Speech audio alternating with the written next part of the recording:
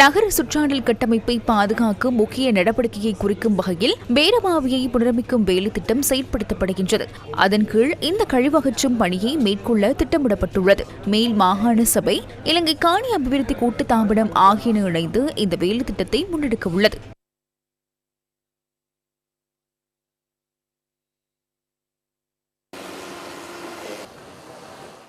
கொழும்பு நகரின் நீர் வழித்தடத்தை சுத்தப்படுத்துதல், பராமரித்தல் ஆகிய பணிகளுக்காக சூரிய சக்தியில் இயங்கும் கழிவகற்றும் படகு இன்று முதல் ஈடுபடுத்தப்பட்டது.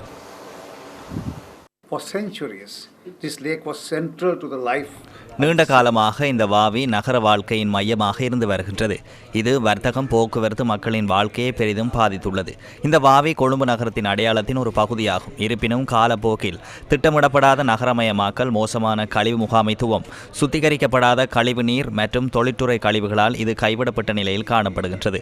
மிதக்கும் பிளாஸ்டிக், குப்பை, நீர்வாழ் தாவர வளர்ச்சி, துர்நாற்றம் மற்றும் நீர் மாற்றம் ஆகியவற்றை இன்று காண்கின்றோம். இவை வெறுமனே சுற்றுச்சூழல் பிரச்சனைகள் மாத்திரமல்ல, இங்கு வாழும் மக்களின் வாழ்க்கை தரம் மற்றும் நமது தலைநகரின் பிம்பத்தை பாதிக்கும் பிரச்சனைகளாகும். ஆகவே தற்போதைய அரசாங்கம் தெளிவானதொரு தீர்மானத்தை எடுத்துள்ளது. இது நிறுத்தப்பட வேண்டும். நமக்கு இலக்கொன்று உள்ளது. பேரவாவியை நிலையான மற்றும் பொறுப்புடன் புதுப்பிக்க வேண்டும். கிளீன் வாட்டர்வேஸ் என்ற விடயத்தை இங்கு செய்ய வேண்டும்.